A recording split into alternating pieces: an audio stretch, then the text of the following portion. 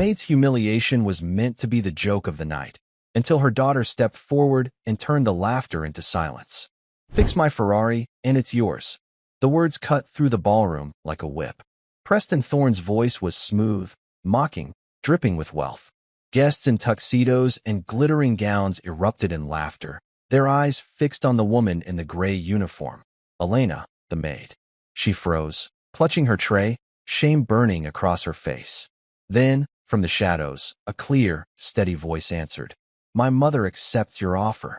The laughter died instantly. A child stepped forward, a girl no older than 13. The crowd turned, their amusement twisting into disbelief. A maid's daughter, standing against a billionaire in his own kingdom. What began as a cruel joke in a billionaire's ballroom ended as a night no one would ever forget. This is the story of how a forgotten promise, spoken in cruelty, became the spark of an unforgettable reckoning. Just before we dive in, let us know in the comments where you're watching from today. We love seeing how far these stories reach. And make sure you're subscribed so you don't miss tomorrow's special video. Now let's jump back in. Enjoy the story. A promise made in mockery is a debt waiting to be paid in humiliation. This was a night built to celebrate a man who had everything, but it would end by honoring a girl who had nothing left to lose but her mother's pride. The Thorne estate wasn't just a house. It was a kingdom carved into the moonlit hills of California. The grand ballroom was a cathedral of wealth. Its glass walls overlooked a city that twinkled below like a carpet of fallen stars. Inside, champagne flowed like water, and the air, thick with expensive perfume and quiet ambition, vibrated with music that had no soul. Men in sharp tuxedos and women draped in jewels moved through the light, their laughter as polished and empty as the marble floors they walked on. They were all satellites, orbiting the blazing sun at the center of their universe, Preston Thorne. And tonight, Preston had a new moon for them to admire. It stood on a raised platform in the center of the ballroom, a god made of metal and fire. A Ferrari, so deeply red it seemed to bleed into the light. The car was a masterpiece of Italian engineering, a sculpture of speed and power. Each curve of its body was a perfectly written line of poetry. Each reflection in its flawless paint was a mirror showing the guests their own awe, their own envy. This wasn't just a car. It was a declaration. It was proof that Preston Thorne didn't just own things. He commanded them. The scent in the room was a carefully crafted cocktail of power. The sharp, clean smell of high-octane gasoline from the initial engine roar still hung faintly in the air. It mixed with the buttery aroma of new leather from the car's interior and the oaky notes from $100 glasses of wine. It was the perfume of victory, a smell the guests breathed in deeply, hoping to absorb some of the magic for themselves. Preston Thorne stood beside his prize, soaking in the adoration. He was a man tailored by wealth. His suit was a dark, perfect shadow. His Italian shoes shone like black mirrors, and the watch on his wrist was a small, intricate machine that cost more than most people's homes. He wore a smile that was his most valuable asset, a brilliant, charming blade that he used to carve the world into a shape that pleased him. It was the smile of a man who had never been told no, a man who believed the world was a banquet laid out just for him.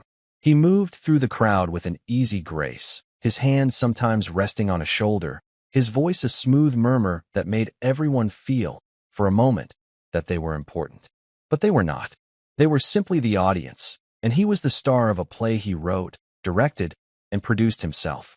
Working along the edges of this grand spectacle, almost invisible, was Elena Rodriguez. She moved with a quiet efficiency that had been perfected over years of service. Her uniform was crisp and gray, designed to help her blend in with the shadows. She carried a silver tray, collecting empty glasses, her face a mask of polite neutrality. But behind her dark, tired eyes, a storm of worry was raging. Every clink of a glass, every burst of laughter, was a reminder of the world she did not belong to. It was a reminder of the bills piled up on her kitchen table at home, the final notice letters, the constant, grinding fear that kept her awake at night. Her husband, Michael, had been gone for 3 years, and with him, all the dreams they had built. Now, there was only the debt he had left behind, a crushing weight that grew heavier with each passing day. She worked 3 jobs, scrubbing floors and polishing silver for people who barely saw her, just to keep her small apartment, just to keep food on the table for her daughter. Her daughter, Ava, the only light left in her life. Suddenly, a sharp gasp cut through the music. Preston Thorne had stumbled slightly, jolted by a guest who had leaned in too close. A splash of red wine arched through the air, landing directly on the pristine, white leather of the Ferrari's driver's seat. A collective intake of breath swept through the ballroom. The music seemed to falter. All eyes snapped to the dark red stain, a vulgar blemish on a perfect creation. Preston's charming smile vanished, replaced by a flash of cold fury. His eyes scanned the room, looking for someone to blame. The guest who had bumped him was already stammering an apology, his face pale with fear. But Preston's gaze swept right past him and landed on the nearest, easiest target. Elena. She had been nearby, about to collect an empty glass. She froze, her tray held tightly in her hands. You. Preston's voice was not loud, but it was as sharp as a shard of glass. It cut through the silence and pinned her in place. My staff is supposed to prevent things like this. What were you doing? Daydreaming. Elena's heart hammered against her ribs. Sir, I didn't. You didn't do your job, he snapped. He walked over to her, his presence looming. The crowd parted for him, eager to watch the show. Look at this. Do you have any idea what this leather costs? Of course you don't. He gestured for her to come closer to the car. She wanted to disappear, to melt into the floor. But the eyes of 100 wealthy guests were on her, and her feet, heavy as lead, moved forward against her will. She stood before the open car door, looking at the stain. It was like a wound. Clean it, Preston commanded, his voice dripping with disdain. Sir, I don't have the right cleaning supplies for this kind of leather, she said softly, her voice trembling slightly. It needs a specialist. Preston let out a short, cruel laugh. A specialist? Listen to her. She thinks she's a leather expert now. The crowd chuckled along with him. The sound was a wave of shame that washed over Elena. She felt her face burn. She stared at the floor, wishing it would swallow her whole. This was the worst part of her job, not the hard work, but the humiliation. The constant reminder that in their eyes, she was less than nothing. Preston, enjoying his power, decided to escalate the cruelty. A new, wicked idea lit up his eyes. He turned to his audience, a grandmaster of ceremonies preparing his next trick. You know, he began, his voice booming with theatrical amusement. My new toy here has been giving me a bit of trouble. He walked to the front of the car and patted the hood. The engine. It purrs, but not perfectly. My mechanics can't seem to figure it out. It's a delicate, complicated machine. It requires an expert. He paused, letting the statement hang in the air. Then he turned his sharp smile back on Elena. But maybe I've been looking in the wrong place for an expert. What do you think? He asked her, his tone of venomous syrup. You seem to know so much about what this car needs. Maybe you can fix it. The suggestion was so absurd that the laughter from the crowd was instant and loud. It echoed off the high ceilings, a chorus of mockery directed at the small woman in the gray uniform. Elena's head spun. She didn't understand. Was he serious? I don't know anything about engines, sir, she whispered, her voice barely audible. Oh, I'm sure you don't, Preston said, circling her like a shark. But let's make this interesting. I'm a generous man. He spread his arms wide, addressing his guests. Everyone here knows this woman probably has bills to pay, a hard life, and all that. He waved a dismissive hand. So, I'll make you a deal. He leaned in close to Elena, his voice a low, taunting growl. You fix my Ferrari. Right here, right now. Make the engine run perfectly. If you can do that, he grinned, I'll give it to you. The car is yours. Title, keys, everything. You can sell it. Pay off your little debts. Buy a little house. Imagine that. The ballroom erupted. The laughter was deafening now. People pulled out their phones, eager to record the unbelievable cruelty of the spectacle. It was the perfect party story. The night the great Preston Thorne offered $1 million car to his maid if she could fix it. The punchline was obvious. She couldn't. Elena stood frozen, trapped in a nightmare. Tears pricked at the corners of her eyes. She wanted to run, but she was surrounded. The laughter, the staring eyes, Preston's smug face, it was all a cage. She had never felt so small, so helpless. She squeezed her eyes shut, praying for it all to end. Then, a voice, clear and steady as a bell, cut through the noise. My mother accepts your offer. The laughter died in an instant. A shocked silence fell over the room. Every head turned towards the source of the voice. Stepping out from behind a large potted palm near the service entrance was a girl. She couldn't have been more than 13 years old. She was small and slender, with a cascade of blonde hair that fell over her shoulders. She wore simple jeans and a faded sweatshirt, looking utterly out of place in the sea of tuxedos and gowns. It was Ava. She had been waiting quietly for her mother to finish her shift. She walked forward, her steps measured and calm. She moved past the stunned guests, her gaze fixed not on the crowd, but on Preston Thorne. Her blue eyes, clear and piercing, held no fear. They held a cold, quiet fire. She stopped beside her mother and gently took the silver tray from her trembling hands, setting it on a nearby table. She then took her mother's hand, her small fingers wrapping around Elena's. Preston Thorne stared at the child, momentarily speechless. His perfectly orchestrated show had just been interrupted by an unexpected actor. A flicker of annoyance crossed his face, but it was quickly replaced by amusement. This was even better. The joke had just found a new, more pathetic level. "And who might you be?" he asked, a condescending smirk playing on his lips. "I'm Ava Rodriguez," the girl said, her voice unwavering. "And my mother and I accept your deal." The room remained silent, but it was a different kind of silence now. It was no longer filled with mockery, but with a tense, buzzing curiosity. What was this?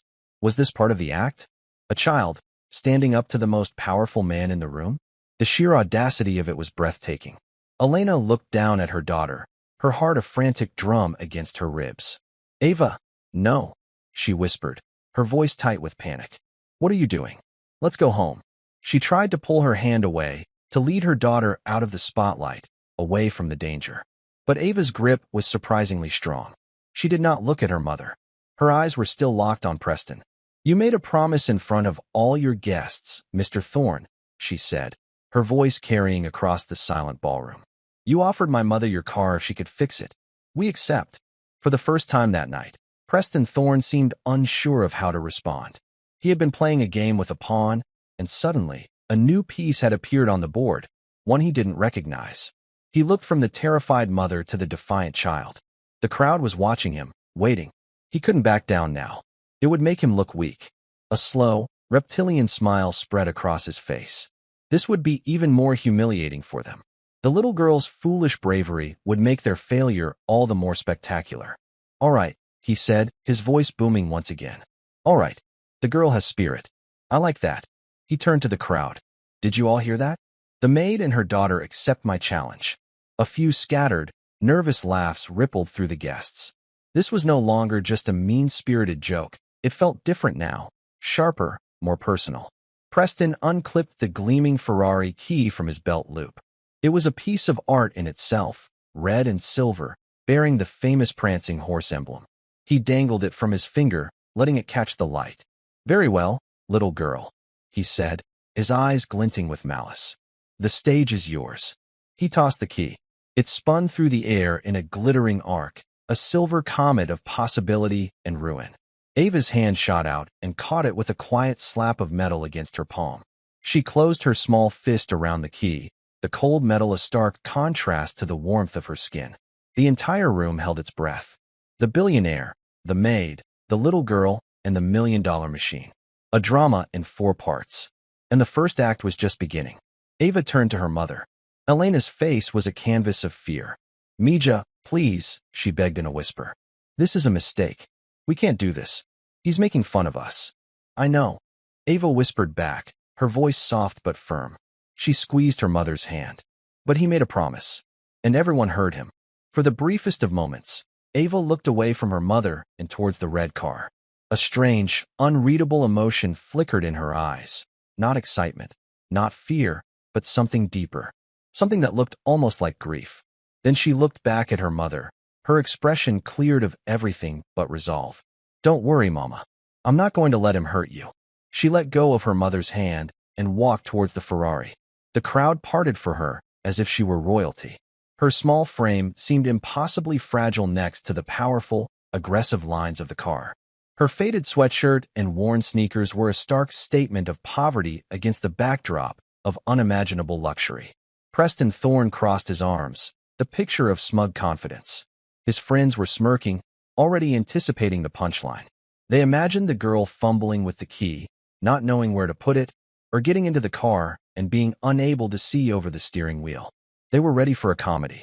But Ava did not move towards the driver's side door. Instead, she began to walk a slow, deliberate circle around the car. Her steps were silent on the polished marble. Her eyes weren't looking at the shiny paint or the expensive rims. They were narrowed in intense concentration, scanning the machine with a seriousness that was profoundly unsettling. She was not admiring it. She was assessing it. She stopped at the rear of the car, near the exhaust pipes. She knelt, her blonde hair brushing against the floor, and tilted her head. She was listening, but the car was silent. What could she possibly be listening for? A man in the front of the crowd whispered to his wife, "What is she doing? Is she praying to it?" His wife giggled nervously. Preston's smile widened. The absurdity was even better than he had hoped. "Having trouble finding the door, little one?" he called out, his voice laced with mocking laughter. Ava ignored him. She completed her circle and stopped at the front of the car, her small hand hovering just over the hood, inches from the Ferrari emblem. She didn't touch it. She just held her hand there, as if feeling for a temperature that wasn't there, for a vibration that didn't exist. Her eyes were closed. The room was so quiet you could hear the soft fizz of champagne bubbles dying in a forgotten glass. The guests exchanged confused glances. This was not the bumbling failure they had expected. This was something else. Something strange. The child's calm was unnerving. It felt ancient, out of place in her young body. It was the calm of a surgeon before a difficult operation, of a watchmaker studying a complex gear. Elena watched her daughter, her heart torn between terror and a flicker of something she couldn't name. She had never seen Ava like this. At home, she was a quiet, bookish child. She did her homework, helped with chores, and spent hours in the garage with the dusty old toolbox her father had left behind, tinkering with the lawnmower engine or taking apart old radios. Elena had always thought it was just a hobby, a way for Ava to feel close to the father she missed so dearly. She never imagined it was anything more. After a long, silent moment, Ava opened her eyes. She turned and walked to the driver's side door. With a smooth, practiced motion, she pressed the hidden button on the handle. The door swung upwards like the wing of a great, red bird. The elegance of the movement, performed by such a small child, sent another ripple of surprise through the crowd. She slid into the driver's seat. The white leather engulfed her. Her feet, in their worn sneakers, barely reached the pedals. She looked like a child playing in her father's oversized chair. The contrast was so stark, so pitiful, that a few guests began to snicker again. The tension was broken. It was, after all, just a silly little girl. Ava didn't seem to notice them. She placed her hands on the leather-wrapped steering wheel. Her touch was light, reverent. Her fingers traced the stitching. She looked at the dashboard, with its array of complex dials and glowing screens. Her eyes weren't wide with wonder. They were narrowed, reading the instruments with a familiarity that made no sense. She took a deep breath, held it, and then let it out slowly. It was a cleansing breath, the kind one takes before doing something impossibly difficult. She inserted the key. She did not turn it. Instead, she pushed a small, unmarked button on the center console. A low electronic hum filled the car as the diagnostic systems came to life. Numbers and symbols flickered across the screen in front of her. Her eyes darted back and forth, absorbing the information at a speed that seemed inhuman. Preston, growing impatient, called out, "Are you going to do something, or just sit there? The suspense is killing me." Ava's eyes flickered up, meeting his in the rearview mirror. For a single, chilling second, her expression was not that of a child. It was the hard, knowing look of an adversary. Then, she turned the key. The engine sputtered. It coughed, a sick, metallic sound. It whined and then died. A wave of relief and laughter washed through the ballroom. The joke had landed. The comedy had reached its climax. Preston Thorne threw his head back and laughed, a loud, braying sound of triumph. "Oh, that was priceless," he roared, wiping a tear from his eye. "You killed it. My $1 million car, and you killed it." His friends joined in, their laughter a cruel chorus. Even the nervous guests felt free to laugh now. The strange tension was gone. replaced by the comfortable certainty of the world they knew, a world where maids and their daughters did not fix Ferraris. Elena buried her face in her hands, her shoulders shaking with silent sobs. The humiliation was complete. It was so much worse than she could have ever imagined. Only one person in the room was not laughing. In the driver's seat, Ava sat perfectly still. She stared straight ahead, her hands still on the wheel. A single tear traced a path down her cheek, but her expression was not one of defeat. It was one of intense, furious concentration. She had heard it. In that brief, sputtering noise, she had heard everything she needed to know. The car had spoken to her, and it had told her all its secrets. Preston Thorne's laughter was a weapon, and it struck Elena with physical force. Each cruel chuckle from the crowd was another blow. She shrank into herself, wishing she could become invisible. All she could see was her daughter, a tiny, defiant figure engulfed in the blood-red symbol of their humiliation. She had failed to protect her. She had brought her into this world of careless gods and monsters, and now her child was being offered up as a sacrifice on an altar of wealth. But through the haze of her own shame, she saw that Ava was not broken. Her daughter was not even looking at the laughing crowd. Her focus was entirely inward, a deep, silent communion with the dead machine around her. Ava gently pushed the door open. It swung up with a soft whoosh of hydraulic grace. She slid out of the seat, her worn sneakers making no sound on the marble. She did not look at her mother. She did not look at Preston Thorne. She looked only at the car.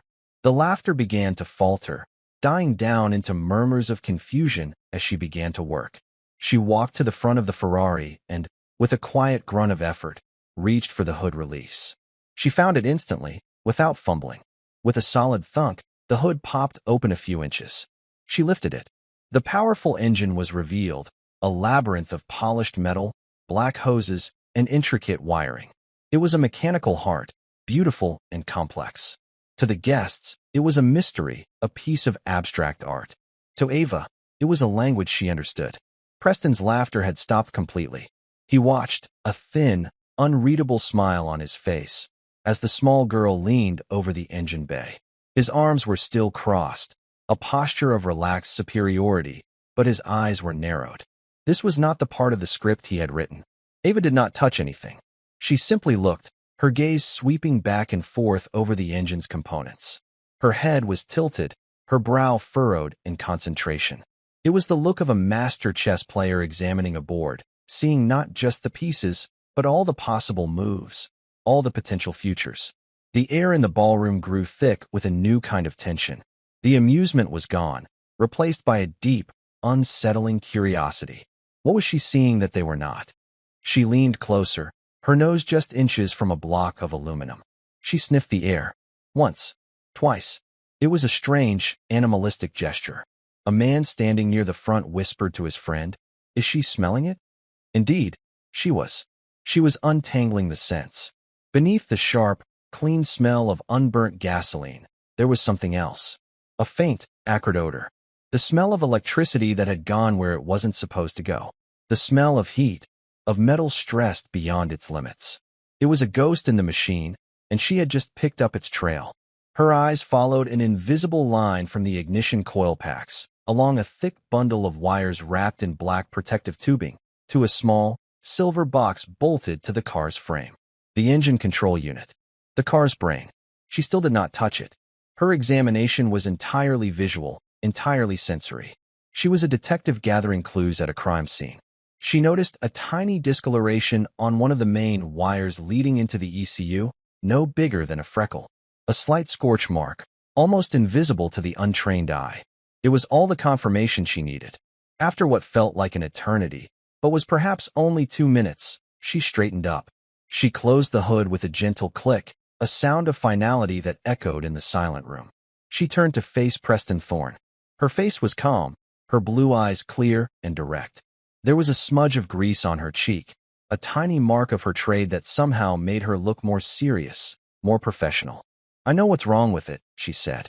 Her voice was not boastful. It was a simple statement of fact. A wave of disbelief rippled through the crowd. It was impossible. She hadn't used any tools. She hadn't run any tests. She had just looked and sniffed. Preston let out a short, skeptical puff of air. Oh, you do you? By all means, enlighten us, little genius. What is my team of highly paid, factory-trained mechanics missing?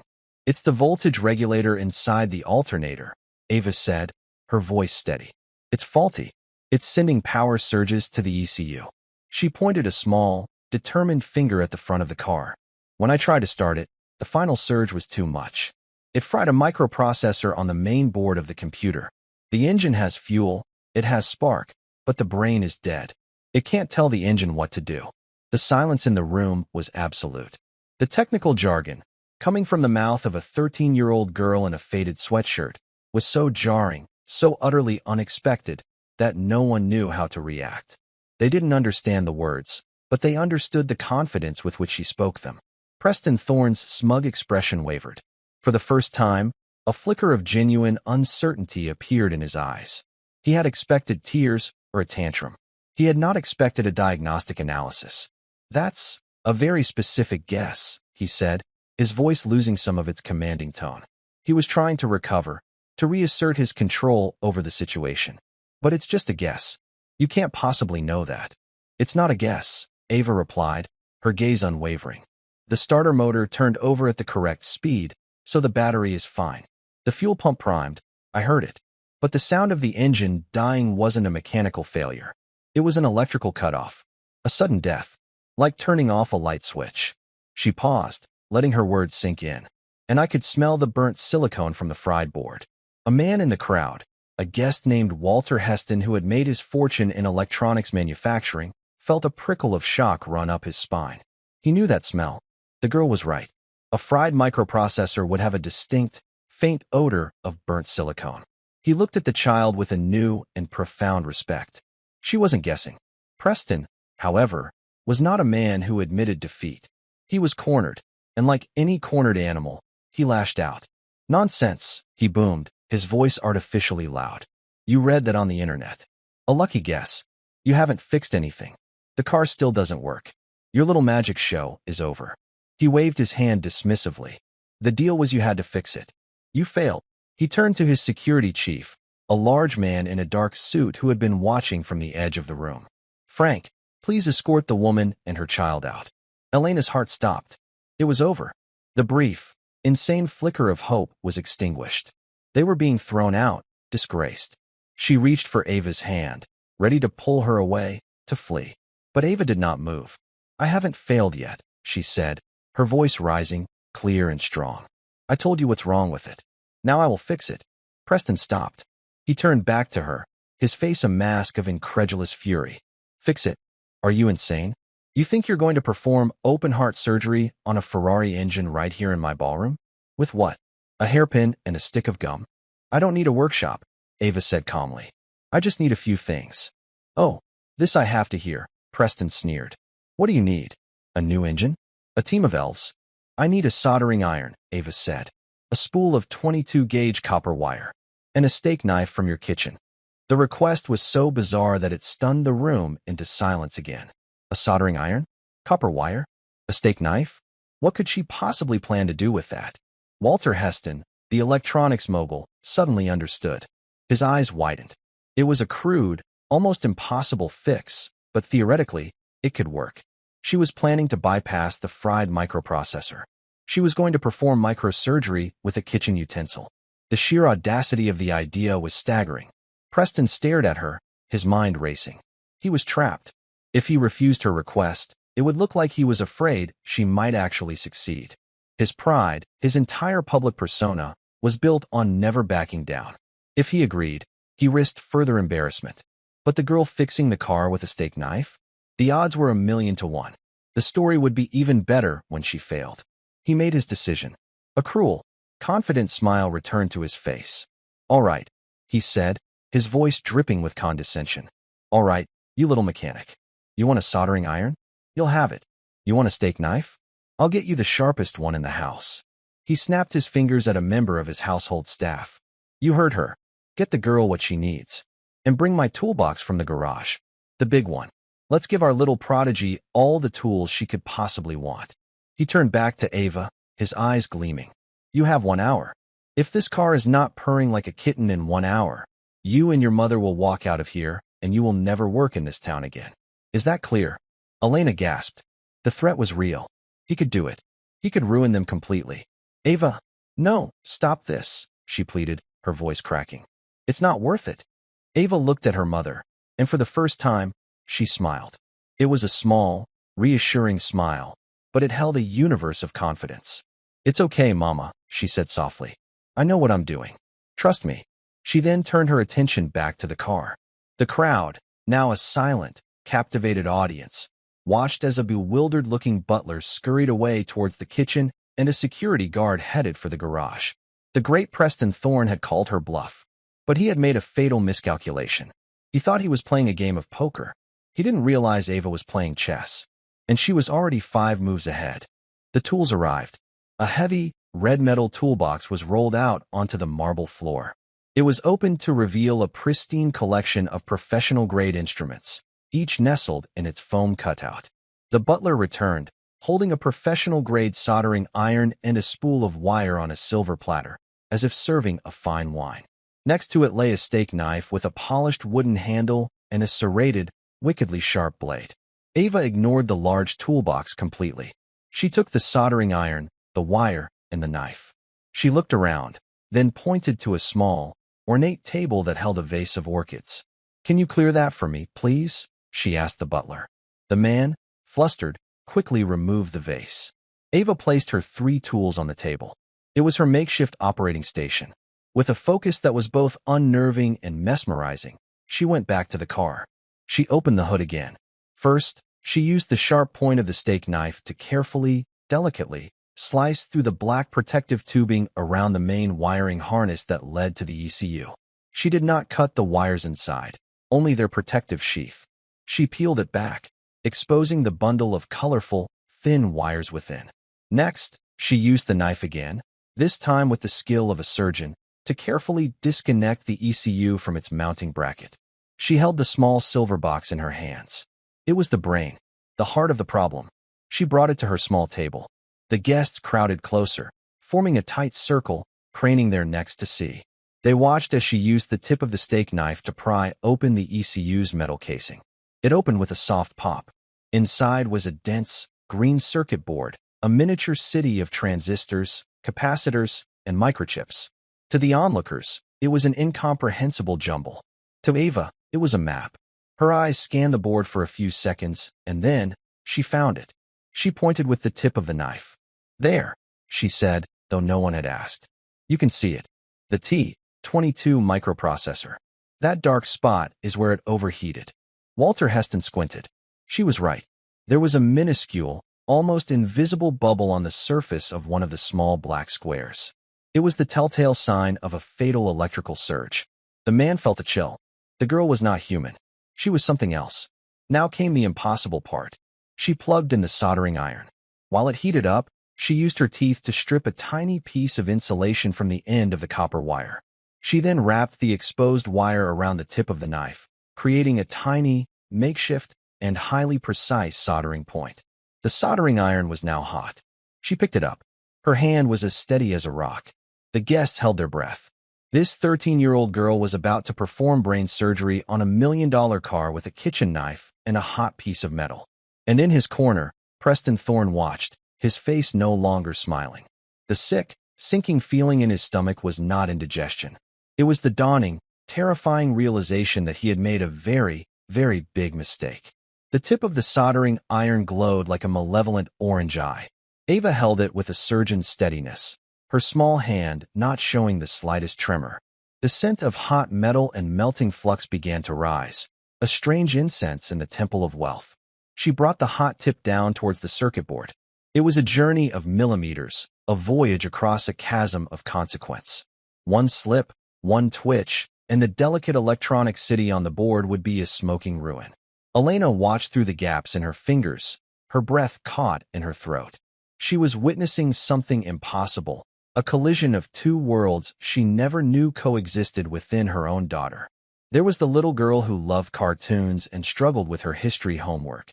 And then there was this focused, unnervingly calm technician who commanded hot metal and invisible currents of power with an ancient authority. She felt a surge of terrifying pride. Her daughter was a miracle, and that miracle was about to either save them or destroy them completely. Ava's makeshift tool, the steak knife wrapped with copper wire, was a stroke of desperate genius.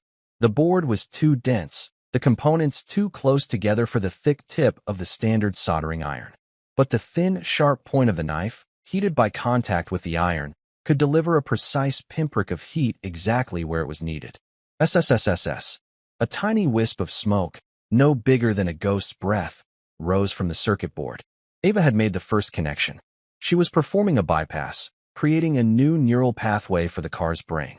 She was using the thin copper wire to build a bridge around the dead microprocessor, tricking the ECU into thinking the damaged component was still functional. It was a lie told in electricity, a fiction written in molten metal. She worked without wasted motion. Her movements were a fluid dance of logic and precision.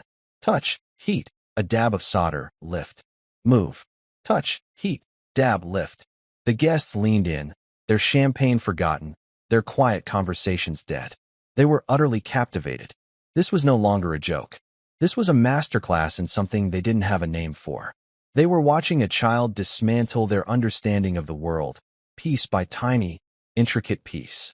Preston Thorne stood frozen, his arms now hanging limply at his sides.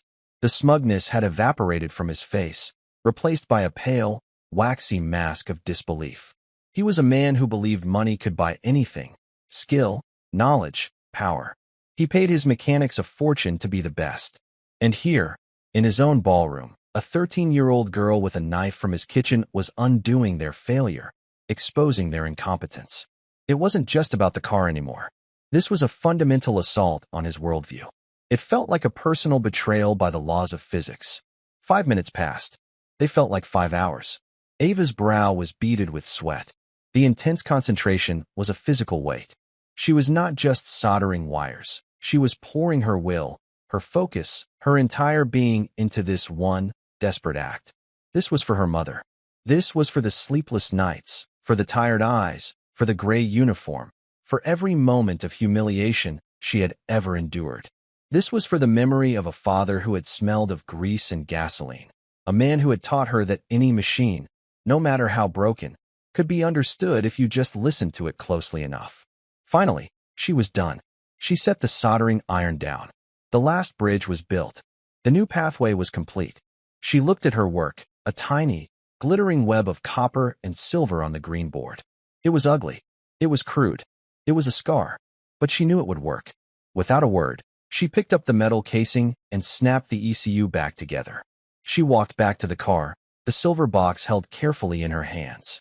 The crowd parted for her again, a silent, respectful sea. She reconnected the wiring harness, slid the ECU back onto its mounting bracket, and with a final, decisive push, clicked it into place. She did not bother to reseal the protective tubing around the wires. There was no time. The hour Preston had given her was nearly up. She stood back from the engine for a moment, her chest rising and falling. She placed a hand on the hood, a gesture of quiet reassurance, as if speaking to a patient after a difficult surgery. "It's okay now. You can wake up." Then, she closed the hood. The sound, a solid thump, was a gavel falling. A verdict was about to be rendered. She walked to the driver's door, her face pale but resolute. She did not look at her mother, who was now openly weeping with a mixture of fear and awe. She did not look at Preston Thorne, whose face was a thundercloud of rage and confusion. She looked at no one. It was just her and the machine. She slid back into the driver's seat. The white leather felt different now. It was no longer a throne of mockery, but a command chair. She took a deep breath. She put the key back in the ignition.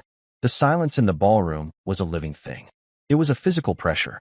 Every guest, every waiter, every security guard held their breath. They were all bound together in this one, single, impossibly tense moment. The fate of a maid, the pride of a billionaire, and the soul of a $1 million machine all rested on the turn of a small, silver key. Ava closed her eyes. She whispered a single word, so soft it was barely audible. "Dad." Then she turned the key. For a heartbeat, there was nothing. A dead, empty silence. Preston Thorne's lips began to curl into a relieved, triumphant sneer. She had failed. And then it happened. A sound started, low and deep. It was not the sick cough from before. It was a clean, powerful whir of the starter, followed by an immediate, explosive ignition. The engine roared to life. It was not a sputter. It was a detonation. A perfect, clean, ferocious sound. The V12 engine, the heart of the beast, bellowed with a power that shook the very foundations of the ballroom. The floor vibrated. The crystal glasses on the tables chimed against each other. The sound was a symphony of perfectly timed explosions, a roar of mechanical perfection. It was the sound of life. The engine settled into a low, rumbling idle. It was a deep, guttural purr, the sound of a sleeping dragon. It was smooth. It was flawless. It was perfect. Ava's small hand rested on the gearshift. She revved the engine once. A sharp, angry bark of sound that ripped through the air. It was a cry of victory. The crowd erupted, not with laughter this time, but with a spontaneous, thunderous wave of applause. Gasps of disbelief, shouts of "I don't believe it," and "My God," echoed through the room. People were clapping, cheering, staring at the small girl in the driver's seat as if she had just performed a miracle. Because she had. Elena sank into a nearby chair, her legs no longer able to support her. The tears flowed freely now, but they were not tears of shame. They were tears of shock, of relief, of a fierce, overwhelming love for her extraordinary child. Walter Heston, the electronics expert, was shaking his head slowly, a look of profound wonder on his face. Impossible, he murmured to himself. Absolutely impossible. But the loudest sound in the room was the silence of one man. Preston Thorne stood as if he had been turned to stone. His face was white. His jaw was slack. His eyes were wide with a horror that went beyond mere financial loss. This was a public execution of his arrogance. He had built an entire world around the idea of his own superiority, and a 13-year-old girl had just demolished it with a steak knife. The foundations of his universe had cracked. Ava switched off the engine. The sudden silence was even more dramatic than the noise had been. She got out of the car, leaving the door open in its dramatic, wing-like pose. She walked across the marble floor until she stood directly in front of Preston Thorne. She held out her hand. In her palm lay the red and silver key. Her voice, when she spoke, was quiet but carried the weight of a judge delivering a sentence. "You made a promise, Mr. Thorne." Preston stared at the key as if it were a scorpion. He looked at the girl's face, at her clear, unwavering blue eyes. He saw no triumph in them, no gloating. He saw only a calm, simple demand for justice. He looked around at his guests. They were all staring at him. Their faces were no longer filled with admiration or fear. They were filled with expectation. They had been witnesses. They had heard the deal. The maid's daughter had held up her end of the bargain. Now it was his turn. His mind reeled. The car. Give her the car? It was unthinkable. It was $1 million machine. It was his new prize. But what was the alternative? To go back on his word in front of everyone? To be known as the man who was not only outsmarted by a child, but who was also a liar. The humiliation would be unbearable. It would follow him for the rest of his life. Sweat beaded on his forehead. His carefully constructed world was crumbling. He had to say something. He had to regain control. "This is a trick," he stammered, his voice hoarse.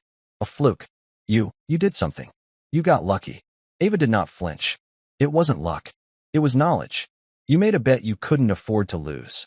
Her words were simple, but they cut him to the core. He couldn't afford to lose. Not the car. His reputation. His power.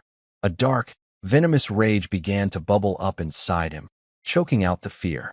He was Preston Thorne. He did not lose. Especially not to the help. "Get out," he hissed, his voice low and dangerous. "Take your mother and get out of my house." "And the car?" Ava asked, her voice still maddeningly calm. "You're not getting the car," he snarled. "The deal is off. It was a joke. Can't you people take a joke?" A woman in the crowd, the wife of a powerful banker, spoke up. Her voice was cold. "It stopped being a joke, Preston, when you threatened to ruin her life. We all heard you.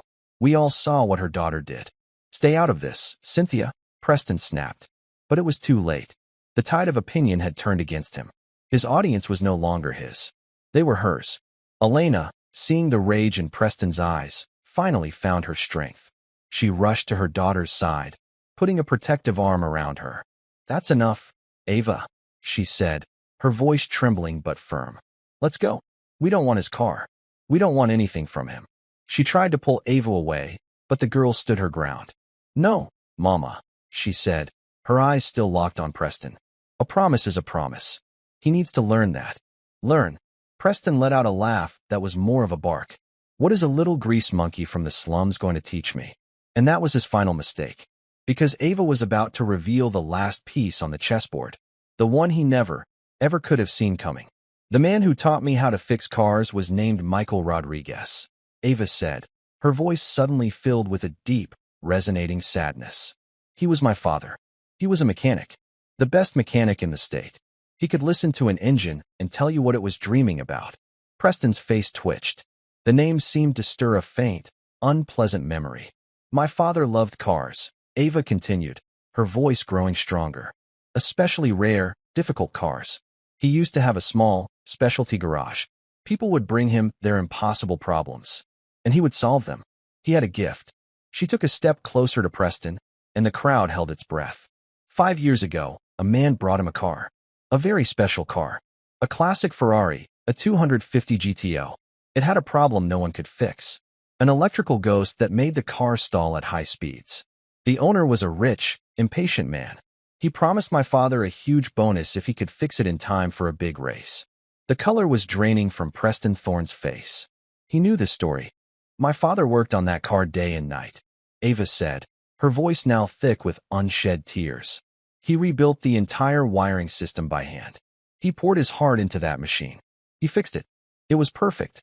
The day before the race, he called the owner to tell him the good news. But the owner didn't want to pay the bonus. He was arrogant. He thought he could get away with it." Ava's gaze was like a physical blow. "So the owner reported the car stolen. He told the police his mechanic was trying to blackmail him.